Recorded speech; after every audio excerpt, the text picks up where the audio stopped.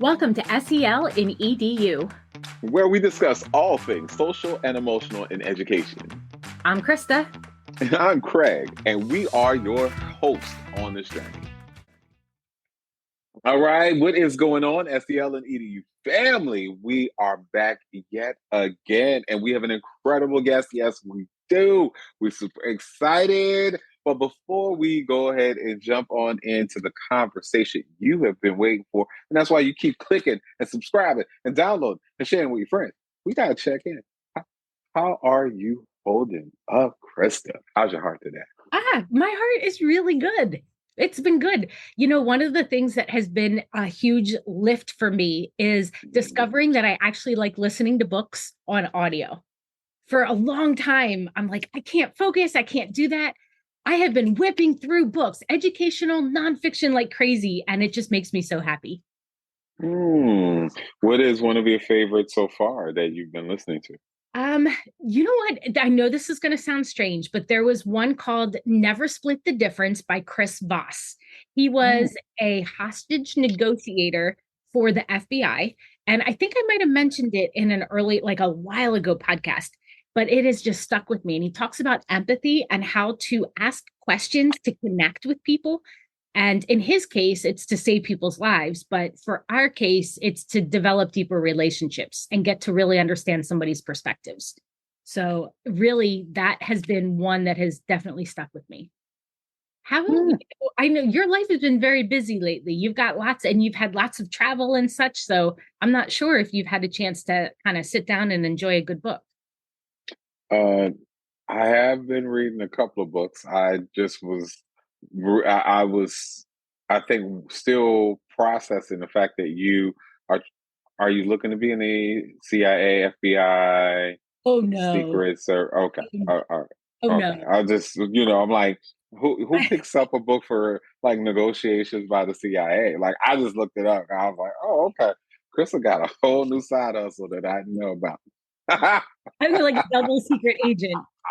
I Yes. pretend I'm an SEL focused educator, but Mm, side, I'm really like, you know, Tom Cruise and am I Mission Impossible like 2,700?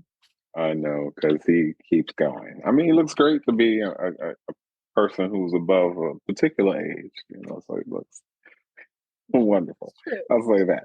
Because, I don't want nobody who's a Tom Cruise fan to get upset with me. Like, what are you trying to say? I'm not ageist, I'm vintage nowadays. So it's all good. Vintage. Uh, Vintage. yeah. So one of my favorite books that I've enjoyed from Audible has been Finding Me by Viola Davis. Between that and Redefining Realness, which is Janet Mock. One of the writers for Pose. Two of my favorite books from Audible, among many others. Yeah, I'll just pause there. That's pretty cool. Thank you. I wrote that one down, Redefining Realness. And the one with the Viola Davis's book, I listened to that too. And her voice is incredible.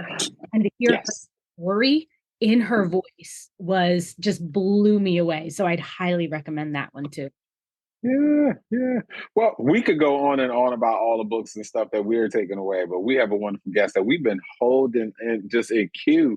And I think, Chris, why don't you go ahead and introduce who is in the space with us? I will. And I'll give a little note to our friend that I'm probably going to ask what you've been reading or watching lately that you would recommend. So I'm just letting you know that ahead of time so I don't catch you off guard. But friends, we have with us Dr. Carrie Garippa, and she is an educator who is entering her 13th year of teaching sciences at the secondary level. Yes, like once you get past 10, it's like, oh, thank God. She has taught various biological and physical sciences in the classroom and acted as department chair and director of curriculum and instruction. Carrie graduated from the Drexel University with an EDD in educational leadership from 2020. She is also the curriculum director for Inform Your Community, a New York-based nonprofit. Carrie has received training in restorative practices and social emotional learning through the International Institute for Restorative Practices and has been able to put that learning into practice in the last few years. I've got a great chance to meet Carrie while working with a school district near me, and just loved her enthusiasm for SEL, for working with students, and actually had a chance to be invited into her classroom and to watch this in action. So, friends, I am so excited to welcome Carrie with us today. Hi, Carrie. How are you? Hi, I'm a little embarrassed. Like I'm a little red here. It was so nice to hear out loud. I like You're very accomplished. Like, you've done amazing stuff. there's days I feel it. I hope today is one of those. I do right now. Thank you for that very warm, and your energy is contagious, both of you. I'm like over here like dancing in my seat just listening to you. See, I feed off of Craig too. Like, every time we're in the same space, if Craig is not dancing, he will be soon with the music. And he kind of gets me going and stuff too. So, Carrie, what have you been reading or watching that has just really been filling your soul? Or what have you been doing lately? So, the funny thing is, I am so impressed that you remember what you read, because I am a voracious reader, but I don't ever remember what I read.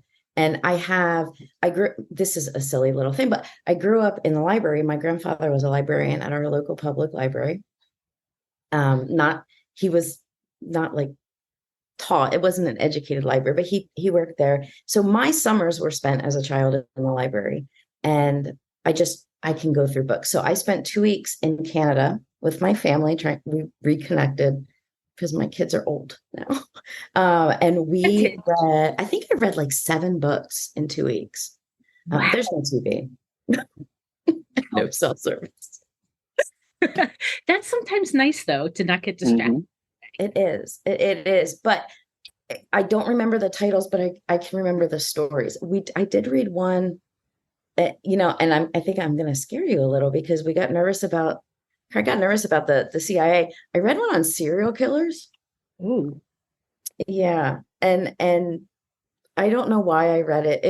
I think I had read the ones I liked, and I just was like, oh, I'll pick this one up. And I did learn some new techniques as a woman. You have to know how to outsmart. Yes. Well, and I think it could be useful in the classroom on how to bring in empathy so that we're supporting the growth of healthy individuals. Yes. Who they're not making Lifetime movies about. Absolutely. Later on in hindsight. Yeah.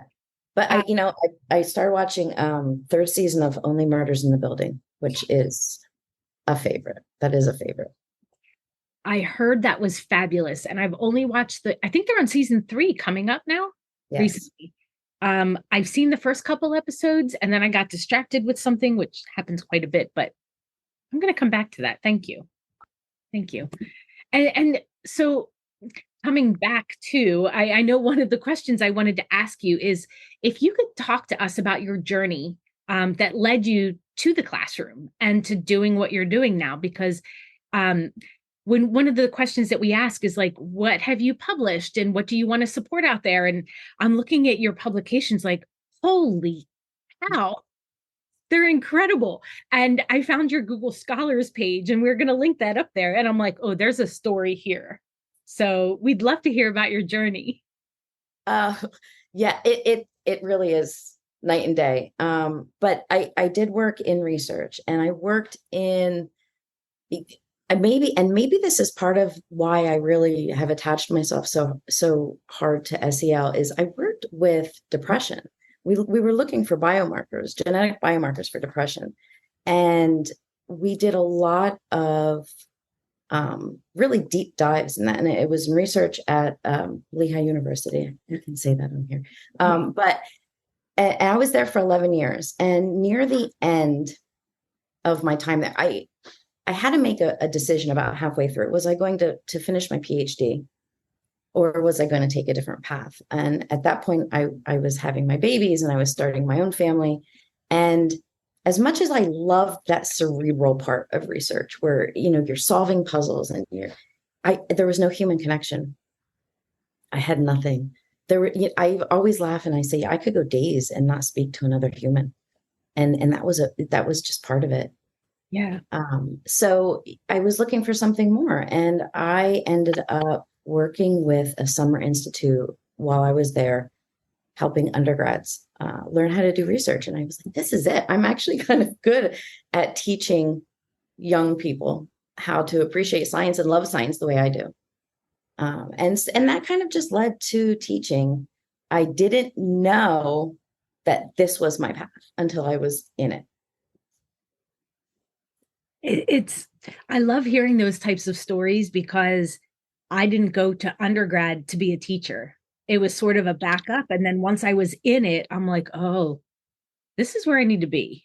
Like, this feels right. And having been in your classroom, I can see how you work with the students and the connections and the conversations that you have, that feels like a home. That feels like that's just the energy that you give off. And I think when we get an opportunity to be in a lot of people's classrooms, we can pick up on those types of things. And so I just thought that was a really an interesting journey, and that it really sparked from that needing a human connection, even though you're already putting good out there. Mm-hmm. Yeah, absolutely. And thank you for calling it a home. I always, science, by the time kids get to secondary, especially, I've been teaching chemistry the last couple of years, and the engineering class, which is what you were. By the time they get to secondary or high school, they hate science. Not everybody, but a lot of them do. And I try so hard to make it not just a safe place, but a fun place to learn, to embrace it again, because it can be awesome, even for kids that will never take science again. So what would be part of what is part of your recipe in regards to galvanizing that love for science, or maybe it's just inquiry, because part of it may be just how are you curious, or interaction or collaboration. So what do you feel is part of your recipe for re-engagement and a love for the work that y'all do in the classroom every day? That's a great question. I think humor is a big thing. I think, especially as science teachers, in STEM, I'll just say STEM teachers take themselves way too seriously. And I don't take myself serious at all. Maybe that's part of a flaw, but just humor and being authentic and admitting I don't know things either, and then teaching them how to look it up.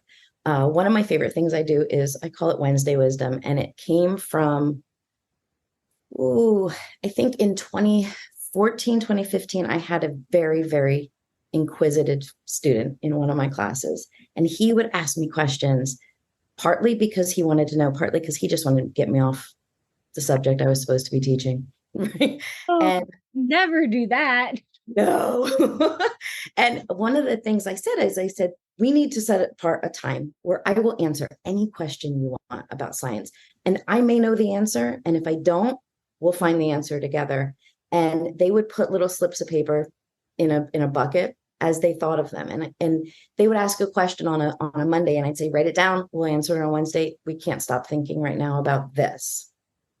It's progressed. It's definitely more technological now. We use Padlet but it takes away the shame of not knowing anything. Like, there's questions that they ask me, and I'm like, I have no idea. Let's look it up. Because it's just a strange question, something that I didn't think of. And they may be nervous to ask that. And why be nervous? Ask people. Somebody knows the answer somewhere. I like that you mentioned about using Padlet, because not only now can you post the question, but other students can go look it up and post an answer and put the links and the videos. And that might even be something that they come back to, a question from months ago, and are like, oh, by the way, look, here's something new to add there. And they can do it anonymously.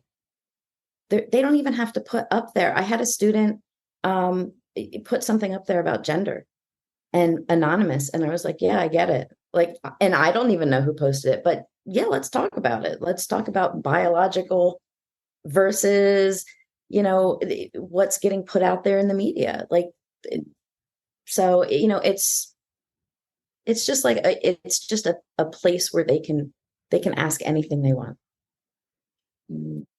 I would love to lean in a little bit more about the Wednesday wisdom, and I'll be curious.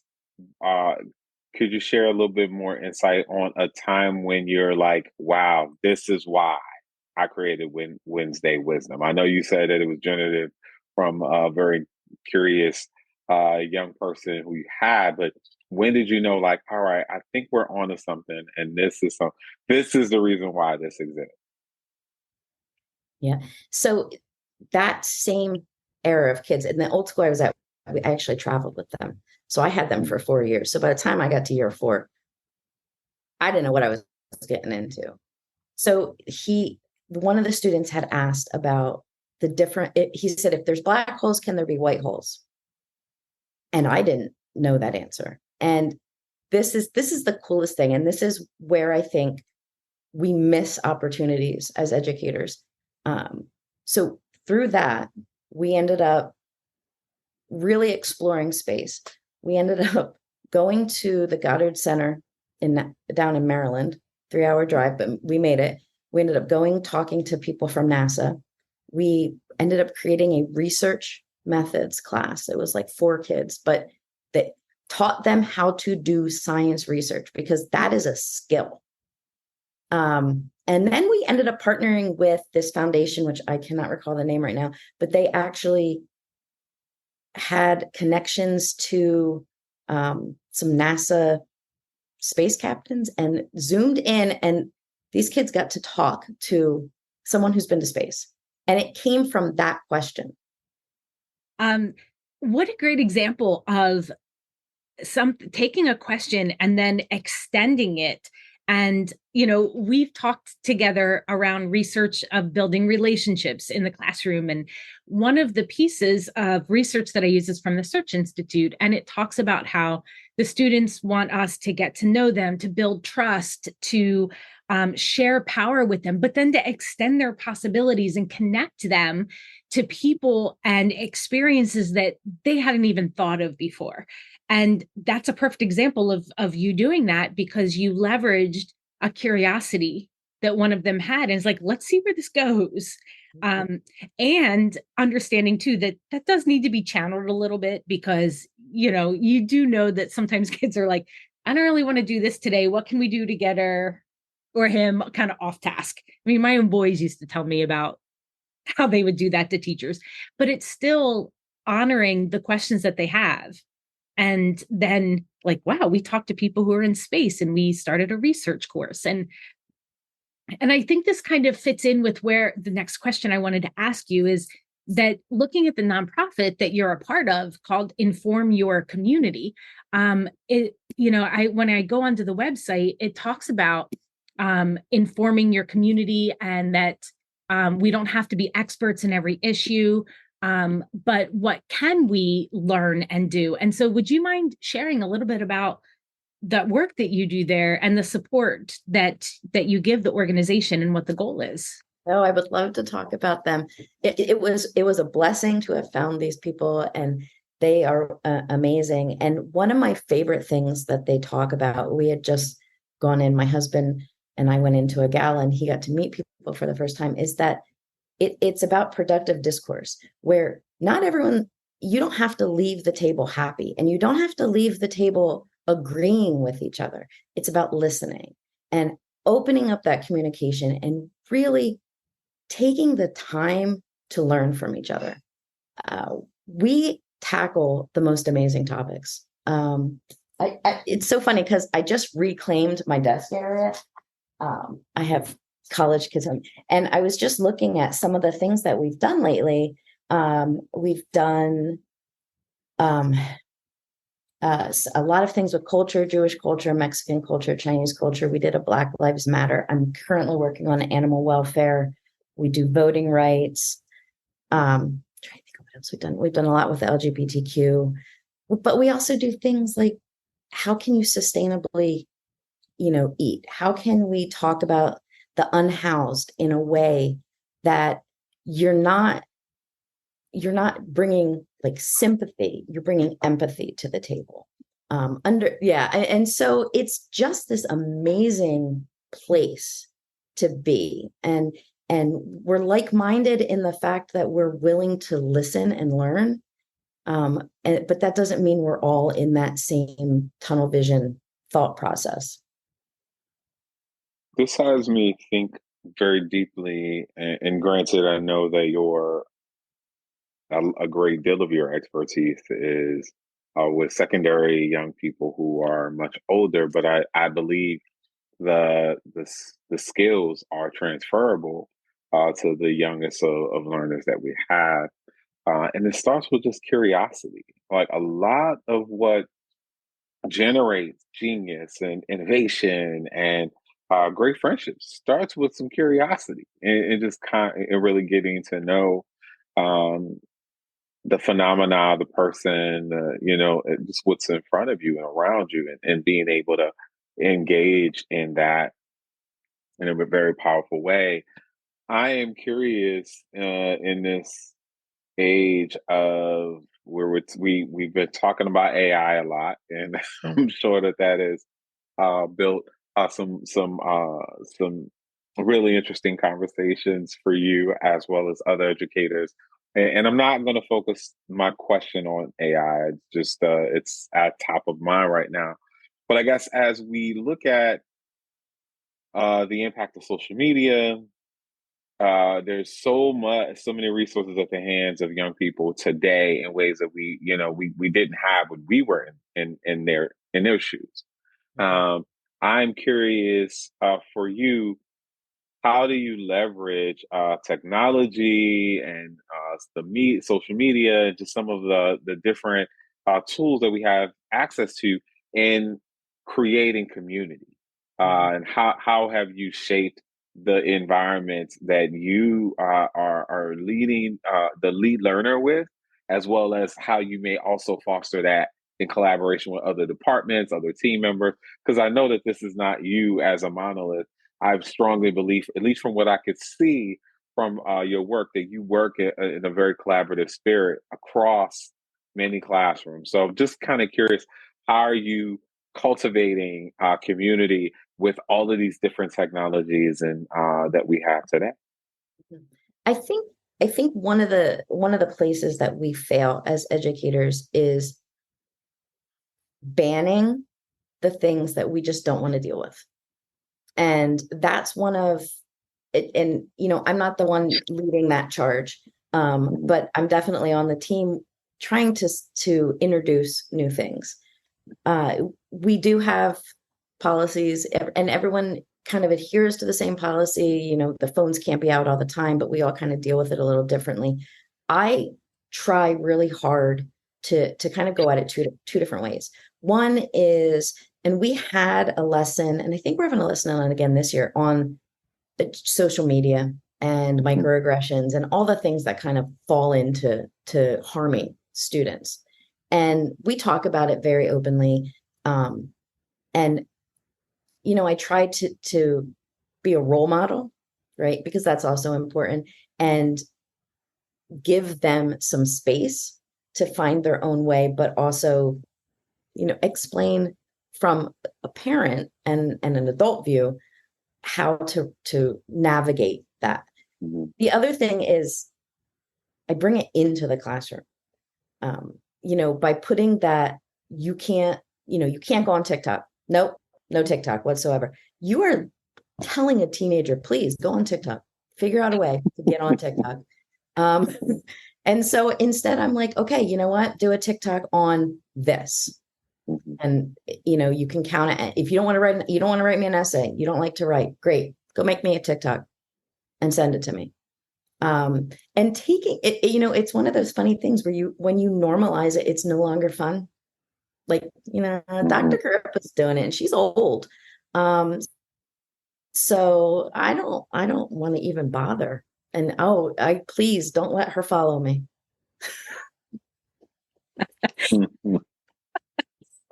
I'm laughing because I'm thinking vintage now because of Craig saying that, like, vintage. I kind of like that. I think I'm going to adopt that.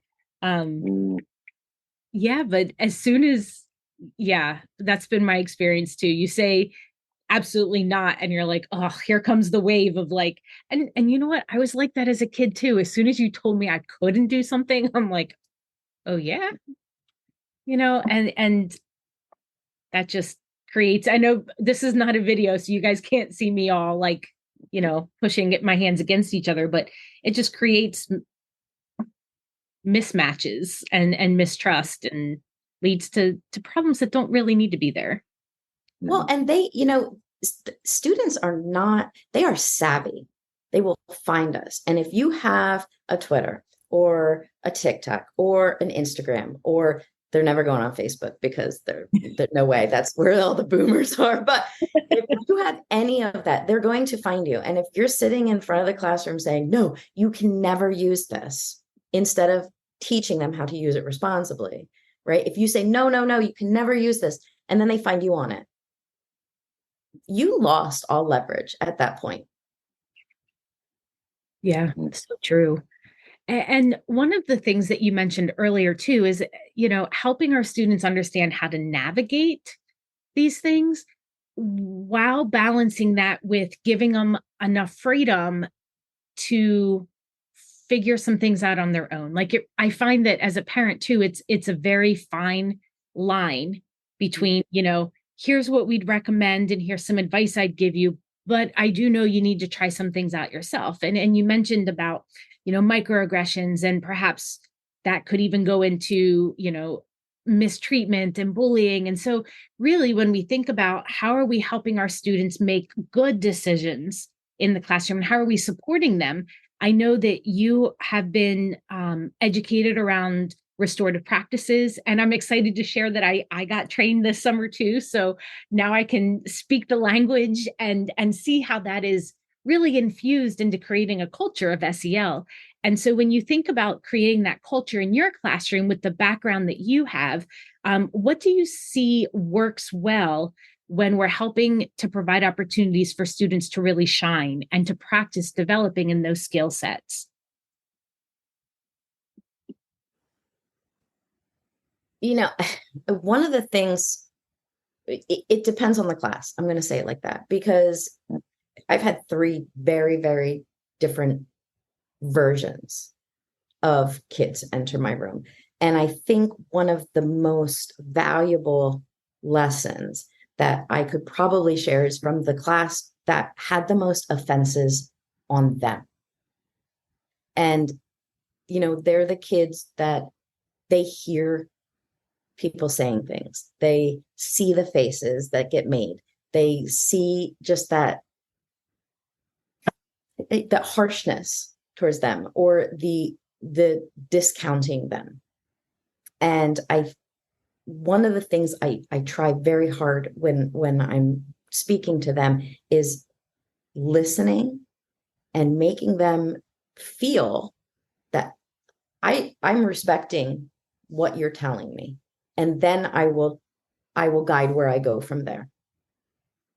And I don't know if that came from restorative practices or if it came from SEL or if it married them together and put them in place, but it changes the climate of learning when the kids feel like they don't have to be on guard. And that came from, okay, you get a whole circle just to tell me what you don't want me to do.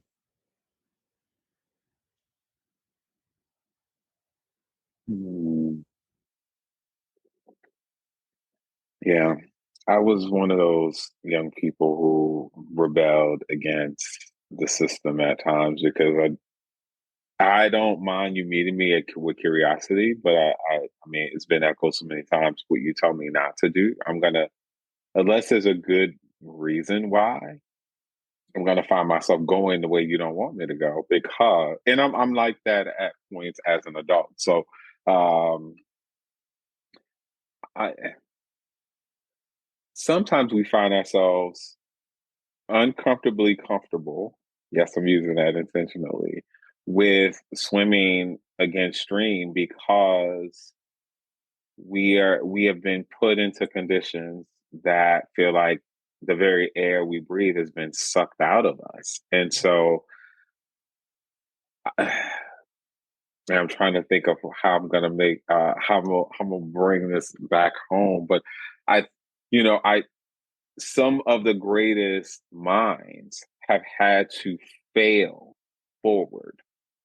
Mhm. And sometimes it feels like the roles sometimes our young people are going in TikTok or whatever, mediums that they're trying to leverage. There's an assumption that because they're going to these mediums that they're not fruitful in regards to what they can inspire. And so I realized that there's been some brilliance, and I saw how students have tapped into podcasts, some very interesting media that people have been developing, who actually have done a lot of research. They may not have all the credentials, but they've done a lot of research, and they just have found a compelling way to be able to share some really great wisdom. And so I am curious on, as we talked earlier about your leveraging humor, being open to students really asking some interesting questions that may take you down all kinds of paths, but have found some fruit, and found some really great opportunities for great conversations. Um, and so here's where I'm landed with my question, because I'm just finding myself in a tsunami of interesting intrigue. Um, in the beginning of our conversation, you talked about having students arrive at your class and not feeling not excited, motivated to take chemistry or science and whatnot. And we have a wide spectrum of educators who may listen to this today. How do we elementary and middle school young people to not lose that sense of fire and excitement or intrigue by it? Like, what would be your wisdom or recommendations to educators and school leaders who are working with young people early on with all of these tools they love to use, but we don't want to quell that fire that they have? So, what would be your advice to those folks? Real world applications that actually matter to the kids.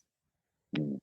And I'm going to give you an example. When they're in first grade, when they're in second grade, right? They're learning about photosynthesis. The teacher takes them outside. They go look at leaves. They go pick leaves. Maybe they grind them up, right? They do the little, right? They look at the green coming out of it. They're learning about weather. They go outside. They look at the clouds. They get to middle school, maybe upper elementary, middle school. And now it becomes, and you can't fight the system, right?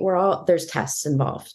And there's tests that they grade the teacher, they grade the kids, they grade the state, whatever. And you can't get rid of those. You absolutely can't. So teachers get stressed, right? There's content they have to hit. I have to hit all of these standards and I have to get all this in. And it becomes bookwork. And I don't even enjoy reading science books.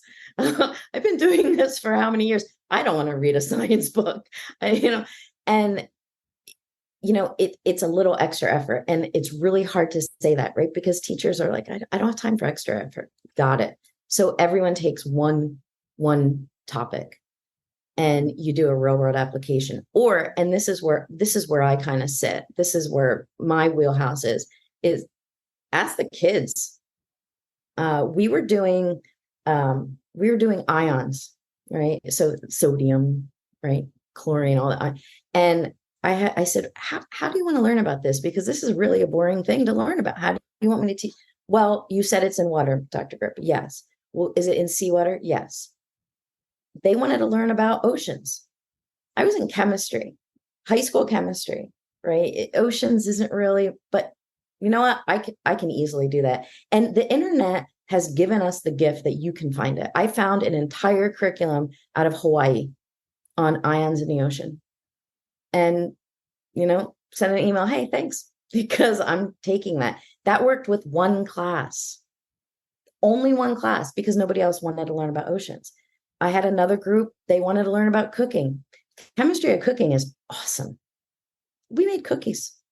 Like we made coffee. We tested how to brew the best coffee because the one kid worked at Starbucks. And he makes awesome coffee, by the way. I still go visit him. But what works in one class isn't going to work in the other, because it's the kids. So how do you want to learn chemistry? Because this is what we want to learn about. Here's some ideas of topics. Does anybody want to learn about? And that's how you go with it. And that's my advice to every educator out there. We can hit standards. We don't have to hit them just by rolling through them. And it's more important. And I know testing is hard, right? Because you have to hit a certain amount, but there are some things that it is more important to go deep than wide. And that's how we set our kids up for success, really. I wish you would have been my science teacher, because I was one of those, like, I needed the real world application in science and in math, and not just the theoretical pieces of it, but how can I be using this in my life? And I love that you ask them, how do you want to learn about this? And I'm going to link it back to our restorative practices piece that you mentioned earlier around circles. And I have always done things in circles, or tried to, because a mentor of mine had told me about it. Even my classroom before I had met him was set up. It was a horseshoe, so it wasn't quite there, but it was a double horseshoe because of the space. But when we create a circle, we are, one, creating a community where everybody is facing each other, that we're connected. But even you being a part of that are putting yourself on equal ground with the students. And like, let's explore this together, and tell me what you like and what you don't like. Like, instead of it being a top-down procedure, you're establishing that trust and community in your classroom where you're learning with the student and you're modeling that. And that's the SEL pieces as well, I think. And I wanted to make just some really concrete connections. And that when we talk about being curious and open-minded, that's under responsible decision making. And when you're asking students, tell me how you want to explore this, you're connecting with them and being aware of what they like and what they don't like and how they want to learn. And I really appreciate that approach, because not every class is going to need the same thing, and it can seem overwhelming. And so what are some of maybe the barriers or the hiccups that you come around, or how do you not get overwhelmed yourself with your desire to want to meet all of the students' needs in a very meaningful and relevant way? How do you manage that for yourself and your work, so that it is doable and you don't get burned out? I think this is going to be the popular, unpopular opinion with some teachers. I think the way I manage it is by finding ways to assess the learning that does not include grading 300 worksheets. I am very realistic in what happens when they leave my room and leave the school at 2:30. These kids are overbooked, or they're dealing with things at home that I'm dealing with as an adult, and they're 15. And so it can go either way. But either way, the reality is, at home, chemistry is not a priority. And so I really capitalize on every bit of time I can. And homework is just an afterthought. And I know that's not a very popular opinion, especially with some old school teachers, but I don't see as much value in doing the same topic of question 50 times to prove you can learn it. Because you know what? Half those kids are copying it from the one smart kid who did it. And so, you know what? I'm going to ask you one question, and you're going to get some time in class to do it, because you'll probably actually do it honestly with integrity if you're in my classroom. And it's going to ask you not just the content question, but how you got there, and critical thinking skills, and how would you change it? Or, I might ask them to set up an entire experiment based on the fact that we just, did laboratory equipment review or something. And to me, grading one question is a lot easier on my sanity than grading a lot of them that really aren't. It's not progressing learning to have them do that worksheet. I don't know if I answered that fully. If I can add in, yes. And I think that's a great reminder for people.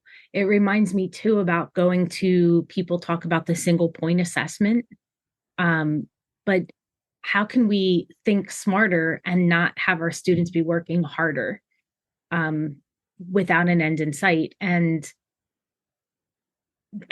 a friend of mine who does a lot of deep educational research has told me many times that the only homework that truly is effective for students is reading at home. Mm-hmm. Just to continue reading, it can be anything, but read for the love of learning, and that is the most effective, and that all the other work that we give students doesn't really have any outcomes on their grades or GPA or achievement. And, once they get into secondary level, the work we're expecting them to do for homework is the hard work. And you're asking them to do it without anyone there to help them. And that seems really unfair to me. You know what? Go home, take notes.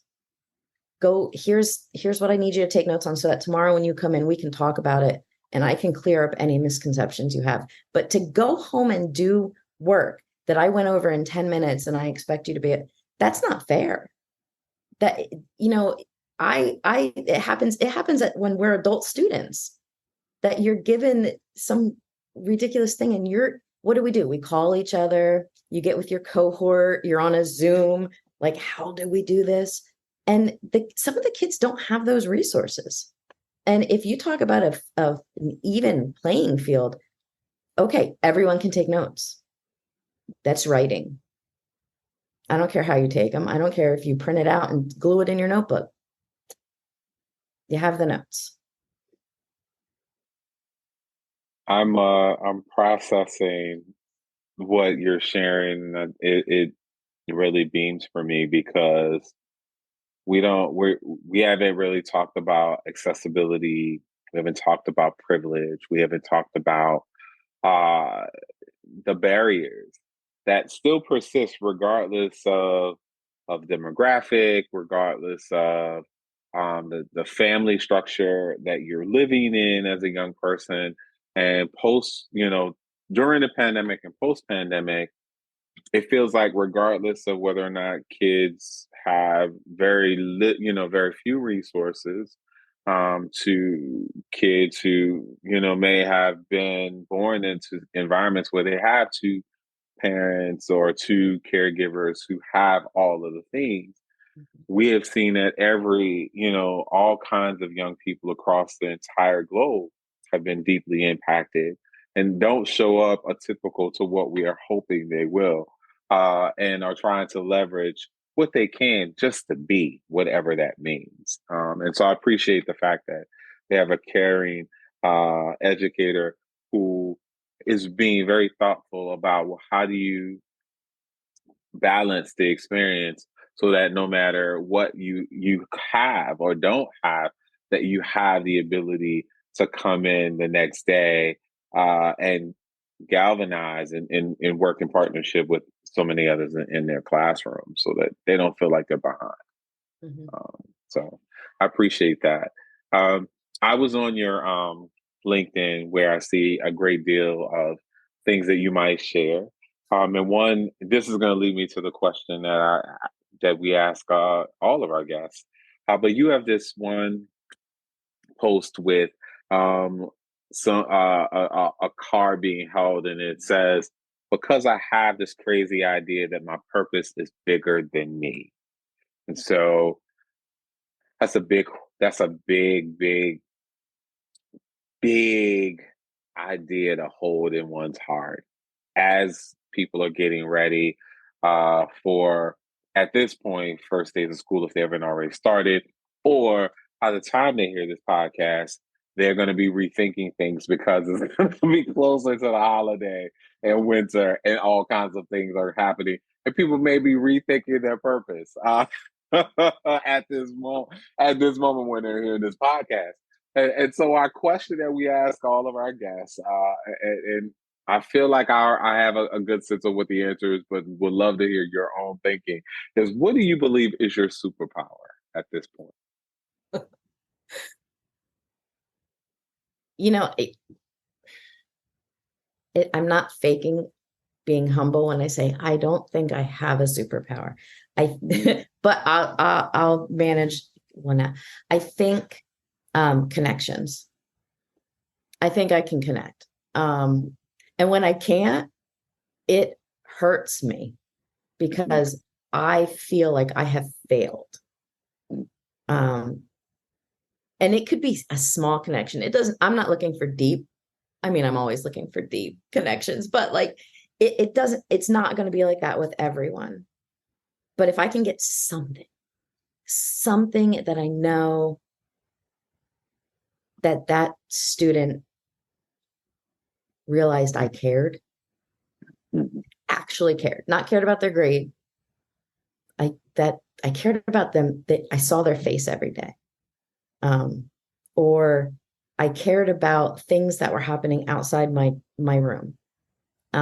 It just, that becomes like my goal. And I think my superpower is that the tenacity to not give up, that connect. Like, nope, he hasn't talked to me all year. I had a student didn't talk to me for almost the entire semester. And I never stopped trying because I was, nope, I'm gonna get him. So my tenacity and you know what?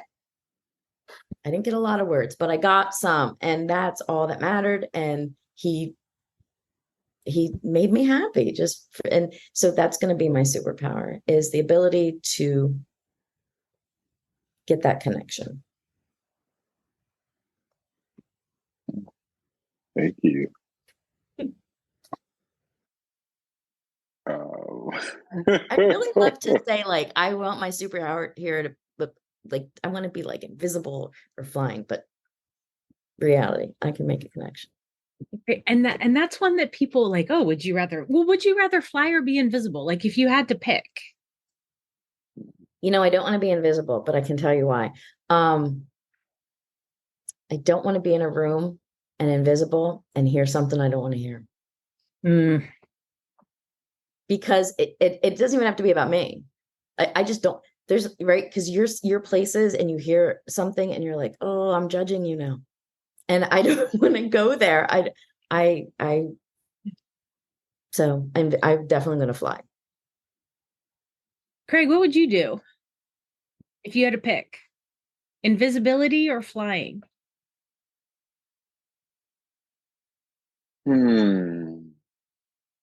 I do feel like I'm already working from an invisibility perspective. There's a lot as a leader that people don't know that you're doing on their behalf. And so that to be visible and do it sometimes is a question of ego and why are you telling us that you're doing these things? And so what I've learned is that I probably have harnessed that power of invisibility to some degree that's been value add to those who don't even know it was for them. And flying would be cool. I just gotta master the whole heights thing, and I think I might be all right. Yeah. You can hover. Ooh. That way it's not a height, just hover. I like that idea too. Yes, you don't need to be super far up there, but yeah, the hovering. That was really well said, Craig, and I think we need to dig into that on another podcast. I think that'd be great. You know what? That was when I was a leader, that was one of my struggles, is that I didn't want, because you see leaders that point out, look what I did, look what I did, look what I did. But the backlash when you are invisible and your work is invisible and you're being treated poorly. Yeah. And then you kind of have that, like, I want to tell you what I've done that you just don't know. Mm-hmm. That's a struggle. I really have enjoyed taking a step back from leadership and just kind of hanging out, being a teacher again. That's interesting hearing you both say that, because as somebody who spent many years as an instructional coach, I felt like an island between administrators and teachers. And so I was privy to a lot of what might have been considered behind the scenes or the why. And when that transparency wasn't there, that's when the teachers started to get upset because they didn't know what was happening. And so sometimes I tried to connect that, but I see what you're saying too, from what some could consider coming from an ego perspective, and what that really fine balance is. I don't envy that position at all. Yeah, I'm still working through. There's so many aspects of my own humanity that I'm continuing to either nourish or nurture, or I'm trying to recalibrate because it's no longer hopeful. So yeah.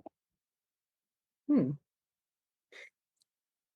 There's a very thought-provoking ending here coming together.